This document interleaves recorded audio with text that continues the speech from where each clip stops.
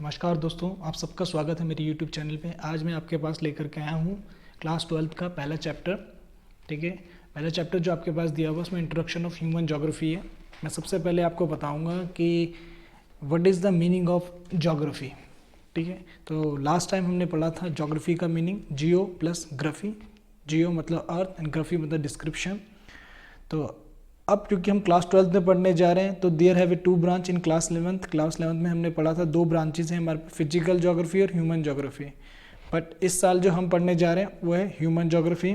Physical geography में जब आपने पढ़ा था उसमें फिजिकल इन्वायरमेंट के बारे में, भौतिक जो था उसके बारे में आपने पढ़ना शुरू होता है। क्लाइमेट हो गया, ओशनोग्राफी हो गया, बायोग्राफी हो गया, सॉइल, इन सब चीज़ों के बारे में पढ़ा था। But this year class 12th में जब हम पढ़ने जा रहे हैं तो हमारे पास जो ब्रांच दी हुई है वो है ह्यूमन ज्योग्राफी की, जिसमें ह्यूमन से रिलेटेड जितने भी टॉपिक्स होते हैं उनके बारे में हम पढ़ रहे हैं। तो मैंने आपको बताया भी था क्लास के अंदर कि जो लास्ट वीडियोस थे मेरे उसमें मैंने एक्सप्लेन किया था आपको कि किस तरह से जो ह्यूमन है उससे रिलेटेड ज्योग्राफी के बारे में पढ़ा जाता है। अगर आप लोगों ने नहीं देखा तो आप जाकर देख सकते हैं, उसमें दिया हुआ ह्यूमन ज्योग्राफी करके एक वीडियो दिया हुआ है, आप उसे करें और डिस्क्रिप्शन में उसका लिंक भी दिया हुआ है आपके पास में, तो आपको प्रेस करें उसको देख सकते हैं। तो ह्यूमन ज्योग्राफी के जो ब्रांचेस है उसमें cultural geography, social geography, population geography, economic geography, political geography, historical geography, settlement geography, urban rural geography, ये सब ज्योग्राफी के पार्ट उसके अंदर आते हैं। कल्चर सबको पता है सांस्कृतिक भूगोल से है, जिसमें हम ह्यूमन क्योंकि एक टेंडेंसी है वो रहता है सोसाइटी के अंदर, तो उसके साथ डिफरेंट तरह के कल्चर्स जुड़ रहे हैं। आदिवासी लोग होते हैं विद डिफरेंट तरह के ट्राइबल जो आपको देखने हैं उनकी तरह से हो गया। कहीं और जगह जाते हैं तो वहाँ के कल्चर में मतलब रहन सहन सब चीज़ें जो सेटलमेंट है उससे रिलेटेड हो गया, काम करने के तरीके हो गए, गांव का बसाव हो गया, वो सब चीज़ें जो उससे रिलेटेड सांस्कृतिक भूगोल से कहीं ना कुछ जुड़ा होता है। सामाजिक भूगोल जो समाज के बारे में बता रहा है, सोसाइटी के बारे में बताना स्टार्ट कर रहा है, उस चीज़ों से रखता है। पॉपुलेशन जो जनसंख्या के बारे में बता रहा है, डेमोग्राफी बता रहा है, सेक्स रेशो, लिटरेसी रेशो देखने को मिला, जनसंख्या घनत्व की बात हो रही है, इन सब चीज़ों के बारे में बता रहा है, वो इसमें दिया रहता है। इकोनॉमिकल ज्योग्राफी जिसमें हमारी एक्टिविटीज़ होती हैं, प्राइमरी, सेकेंडरी, टर्सरी, क्वार्टरी, क्वार्टरी एक्टिविटीज़, उनके बारे में डिस्क्रिप्शन किया जाता है। हिस्टोरिकल ज्योग्राफी जो हमारी हिस्ट्री से रिलेटेड होते हैं, कहीं आपने बिल्डिंग्स देखी होंगी, सिटीज़ देखी डिफरेंट तरह की, उस तरह से जो दिए हुए हैं वो सब हिस्टोरिकल ज्योग्राफी के अंदर। सेटलमेंट रहन सहन का जो दिया हुआ है, स्टार पैटर्न आपके पास, लीनियर पैटर्न, वो सब चीज़ें कहीं ना कहीं जो जुड़ी हुई हैं, ये सब इसी ज्योग्राफी के पार्ट से जुड़ी हुई हैं हमारे पास में। ठीक है, अब व्हाट इज़ ह्यूमन ज्योग्राफी, सबसे बड़ी बात है ह्यूमन ज्योग्राफी क्या है। तो यहाँ पे क्वेश्चन में दिया हुआ है आपके पास, the study of how people make places, कैसे बनाते हैं लोग। ठीक है, हाउ वी ऑर्गेनाइज स्पेस, अपने लिए स्पेस कैसे ऑर्गेनाइज्ड करते हैं। And society, how we interacted each other in place and across space, and how we make sense of others and our self in our locality, regions and world। जो हमारे पास दिया हुआ है उसमें हम जब पढ़ने की कोशिश करते हैं ह्यूमन ज्योग्राफी को, तो हम देखते हैं जो स्टडी की जाती है ह्यूमन से रिलेटेड, जो हमारे पास है, हम लोग हैं, जो मानव है, उससे जो संबंधित जगहों के बारे में पढ़ रहे हैं। ऑर्गेनाइज वे में पढ़ने की कोशिश करते हैं, किस तरह से वो सोसाइटी को ऑर्गेनाइज करता है, अपने लिए स्पेस बनाने की कोशिश करता है, कैसे वो एक दूसरे के संग बात करता है, कैसे काम करते हैं सोसाइटी के अंदर, जो लोकेलिटी है उसको लेकर के, रीजन्स को लेकर के कहा जाता है। जैसे रेडजेल ने कह रखा है, आपको रेडजेल की एक डेफिनेशन दी हुई है मैंने, human geography is a symbolical system of relationship between human society and earth surface. जो हमारे पास ह्यूमन ज्योग्राफी है वो जो मानव भूगोल है, वो मानव समाज और प्रकृति जो हमारी पृथ्वी दी है उनके बीच के संबंधों को विश्लेषण अध्ययन करता है, उनके बारे में एनालिसिस कराने की कोशिश करता है, क्योंकि मानव कहीं ना कहीं प्रकृति के साथ जुड़ा हुआ है, समाज के साथ जुड़ा हुआ है, अलग अलग चीज़ों के साथ खेती कर रहा है, उद्योग धंधों में जुड़ा हुआ है, पेड़ पौधे लगाने का काम कर रहा है, डिफरेंट तरह की एक्टिविटीज़ में पार्टिसिपेट कर रहा है। तो कहीं ना कहीं जहाँ उसका संबंध समाज के साथ जुड़ जाता है, सोसाइटी के साथ जुड़ करके काम करने लग जाता है, तो वो जो कोरिलेट करता है, जो वो चीज़ें समझाने की कोशिश करता है, वो कहीं ना कहीं ह्यूमन ज्योग्राफी के अंदर आ जाता है। सेकेंड डेफिनेशन AC सैम्पल की है। ठीक है, ये रेडजेल की शिष्या रही हैं, उनकी स्टूडेंट रही हैं, तो उन्होंने भी अध्ययन किया हुआ इसके बारे में। तो human geography is the study of change relationship between unresting man and unstable earth. यहाँ पे कह रहा है कि मानव भूगोल अस्थिर पृथ्वी, जो अस्थिर है, जो चलती रहती है, कंटिन्यू चलने का काम करती है, क्रियाशील मनुष्य, उनके बदलते संबंधों का अध्ययन है, क्योंकि ये कभी खत्म नहीं होगा, लगातार काम चलता रहेगा, निर्माण चलता रहेगा, प्रोसीजर होता रहता है, डिफरेंट स्टेजेस होती चली जाती हैं। इन सब चीज़ों के बारे में जब हम पढ़ते हैं, वो सब कहीं ना कहीं जो उसके बारे में आप पढ़ रहे हो, उसकी स्टडी आप करने की कोशिश कर रहे हो, वो कहीं ना कहीं ह्यूमन ज्योग्राफी के साथ जुड़ता है, कहीं ना कहीं वो मानव भूगोल के साथ जुड़ रहा है, तो वही ह्यूमन ज्योग्राफी कहलाता है। अब चलते हैं कॉन्सेप्ट्स की तरफ।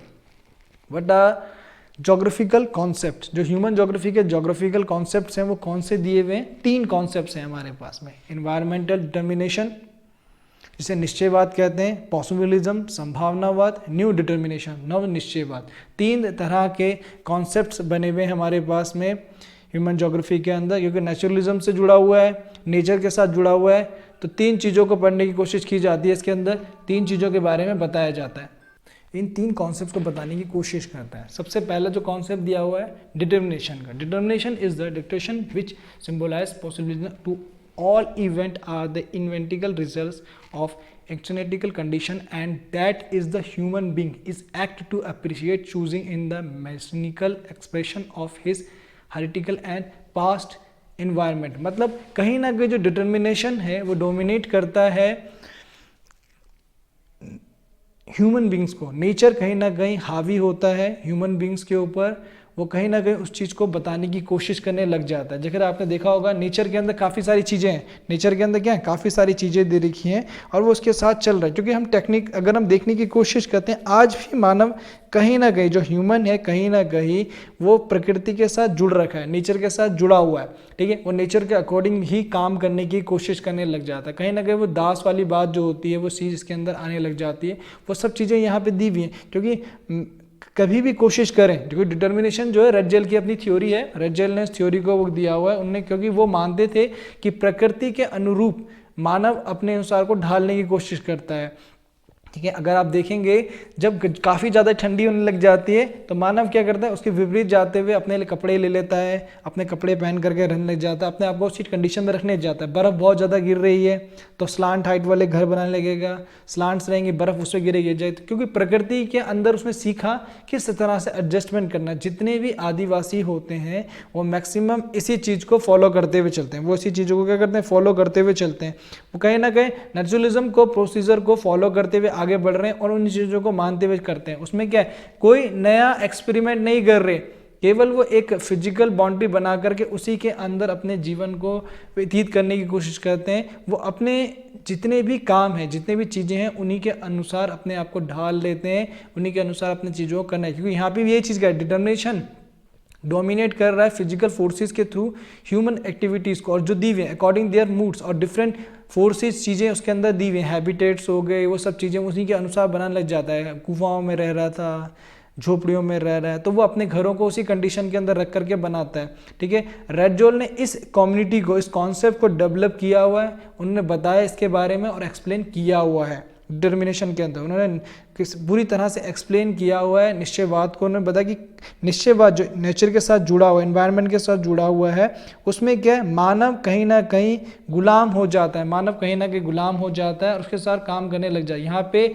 नेचर स्ट्रांग है, उसकी फोर्सेस स्ट्रांग है, वह करता है। ये this type of interactive between the human society and strong force in nature, वो कहीं ना कहीं उसके ऊपर हावी हो रहे हैं, वो कहीं ना कहीं उसके ऊपर चीज़ें देखने को मिलती है, तो वो कहीं ना कहीं ह्यूमन बींग्स को दबाने की कोशिश करने लग जाता है। पॉसिबिलिज्म, विडाल डी ला ब्लांस ने पॉसिबिलिज्म को डेवलप किया हुआ है, उनके थ्रू इस बात को रखा गया। उनका कहना था कि physical environment is passing and man is active agent of liberty to choose between the wide ranges of environment possibilism. वो ये कह रहे हैं कि जहाँ पॉसिबिलिज्म की बात है, जहाँ संभावनावाद की बात की जाती है, तो हम संभावनाएं ढूंढते हैं, हम अपने लिए कहते हैं होप ढूंढ करके काम करने की कोशिश करते हैं, ठीक है। प्रकृति काम कर रही है, हम मना नहीं करें, नेचर के साथ करना है, पर नेचर के विपरीत जाकर भी काम हो सकता है। मैंने आपको बताया था, आज आप ऑफ सीजन फ्रूट्स देखने की कोशिश कर रहे हो, ठंडियों में आप मैंगोज देखते हो, समर में आप देख रहे हो आपके पास दूसरे तरह के फ्रूट्स आने लग जाते हैं, वेजिटेबल्स आने लग जाती हैं।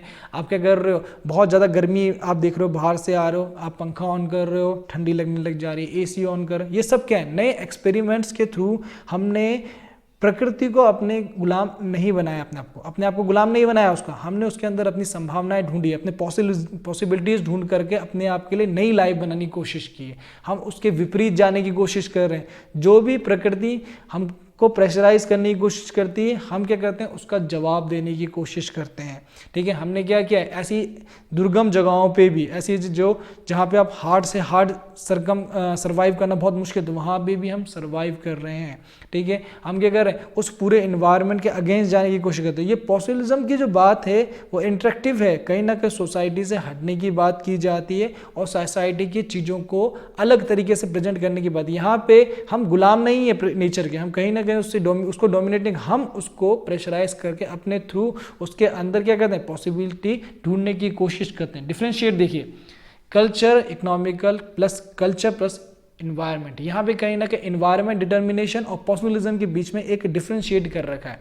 ठीक है, हम बोल्ड हो गए और रेड जेल दोनों डिटर्मिनेशन के फॉलोवर्स हैं। हम बोल्ड हो गए आपके पास, और रेड जेल जो आपके पास है ये कहीं ना कहीं डिटर्मिनेशन को फॉलो करते हैं। उनके अनुसार ह्यूमन एक्टिविटीज जो भी होती हैं वो इन्वायरमेंट बेस्ड ही होती हैं, इन्वायरमेंट के अकॉर्डिंग ही की जाती हैं। और अगर लोगों को सर्वाइव करना है, ठीक है, लोगों को सर्वाइव करना है, तो उसको नेचर के साथ अपने आप को डेवलप करना है। यहाँ पे people live and develop in regions where there is a temperature climate. वो उन्हीं रीजन्स की तरफ जाने की कोशिश करते हैं, हार्ड कंडीशंस में जाने के, पर फिर भी क्या कर रहे हैं, वो नेचर के अकॉर्डिंग ही सर्वाइव कर रहे हैं। यहाँ पे जो लोग रह रहे हैं वो अपने को ढाल लेते हैं, वो अपने आप को उसी के अनुसार रखने की कोशिश करने लग जाते हैं, जैसा नेचर चाहता है, जैसे हमारे पे इन्वायरमेंट चाहता है, नेचर जैसा चाहेगा, अर्थ जैसे चाहेगी वैसे ही होगा। बट पॉसिबिलिज्म में ऐसा नहीं है। पॉसिबिलिज्म में क्या कहता है, जो विडाल डिला ब्लांस ने कह रखा है उसमें क्या, ह्यूमन्स आर नॉट लिमिट, उसके पास कोई लिमिट नहीं है इन्वायरमेंट की, वो खुल करके काम कर सकते हैं, वो खुल करके आगे जा सकते हैं और स्वतंत्र होकर काम करेंगे। ठीक है, उन्हें नेचर नहीं दबा सकता है, उन्हें इन्वायरमेंट नहीं दबा सकता, लिमिटेशन से भी ज़्यादा। मैंने अभी बताया आपको कि बहुत ज़्यादा गर्मी फील कर रहे हैं आप आइए, आपने एसी ऑन किया, पंखा ऑन किया, उस गर्मी से आप मुक्ति मिल गई। ठीक है, आपको फ्रूट चाहिए, इस सीज़न में आप एप्पल खाना चाहते हैं, आपको वो इन्वायरमेंट मिलेगा, आप उसे कॉज कीजिए। आपको फ्लावर चाहिए, क्योंकि हम क्या कर रहे हैं, कंडीशंस के अपोजिट जाके भी उन चीज़ों को लेनी है। विंटर में आपको समर्स की वेजिटेबल चाहिए, आपको अवेलेबल हो जाते हैं, मैंगो चाहिए वो अवेलेबल हो जाता है, हर चीज़ आपको अवेलेबल है। ठीक है, क्यों, क्योंकि हमने क्या करता है, उसके अनुसार अपनी लाइफ को उसी तरह ढालने की कोशिश कर दी। यहाँ पे हमने क्या कर दिया है, एक नई तरह की लाइफ, एक बोलते हैं सिंबोलॉजिकल लाइफ को बनाने की कोशिश की रही है, जो एक आर्टिफिशियल टाइप की है। ठीक है, दूसरी तरफ ये कहता है कि हमने जहाँ डेजर्ट के अंदर लोग एग्रीकल्चर नहीं कर पा रहे हैं, पॉसिबल नहीं हो रहा, वहाँ हम लोगों ने क्या, इरिगेशन करके बड़े बड़े डेजर्ट्स के अंदर भी एग्रीकल्चर करके दिखाई है। ठीक है, एयर कंडीशनर्स का यूज़ कर रहे हैं जहाँ पे बहुत ज़्यादा गर्म रीजन्स है। तो ये क्या है, वो सब चीज़ें हम नेचर के अगेंस्ट जाकर के करके दिखा रहे हैं, जहाँ नेचर हमें कह रहा था कि आप मेरे साथ रह करके काम करो, बट हम क्या कर, नेचर के अपोजिट जा करके नई पॉसिबिलिटीज़ को डेवलप करने की बात करते हैं, वो पॉसिबिलिज्म की बात करते हैं। यहाँ पे सीधा सीधा है कि जो डिटर्मिनेशन है उसमें ह्यूमन कहीं ना कहीं फॉलोवर है नेचर का, बट पॉसिबिलिज्म में वो फॉलोवर नहीं है, वो उसके अपोजिट जाकर के भी अपने काम करने की कोशिश कर रहा है। ये क्लियर कर रहा है यहाँ पे। ठीक है, अब थर्ड जो कॉन्सेप्ट दिया हुआ है वो है हमारा न्यू डिटर्मिनेशन। न्यू डिटर्मिनेशन जो थ्योरी दी गई है, अल्फ्रेड, जो हमारे ग्रिफिथ टेलर है, ग्रिफिथ टेलर ने इसको दिया हुआ है। ग्रिफिथ टेलर थे जिन्होंने इस थ्योरी को बताया, प्रपोज किया इस थ्योरी के अंदर। उस थ्योरी के अंदर क्या दिया हुआ है, स्टॉप एंड गो। स्टॉप करना है, आपने देखना है, समझना है उस चीज को, देन आपने वेट करके उस चीज को समझा एंड देन गो। आपने क्या करना है, चीजों को ध्यान से देखना है। यहाँ neither we are stable to observe necessary और not in the condition to absorb freedom. यहाँ पे ना तो हम बहुत ज़्यादा फ्री हैं किसी काम को करने के लिए और ना किसी का प्रतिबंधित है, हम गुलाम भी नहीं है और ना समान, हमें नेचर के साथ सामंजस्य बनाना है। ठीक है, नियमों का पालन करना है, उन नियमों का पालन करके अगर हम कोशिश करेंगे तो सब चीज़ें हमारे लिए क्या होंगी, संभव हो पाएंगी, सब चीज़ें हमारे लिए इजीली हो जाएंगी। पॉसिबिलिज्म में क्या यही चीज़ दे रही है, न्यू जो डिटर्मिनेशन है वो पॉसिबिलिज्म से अलग है।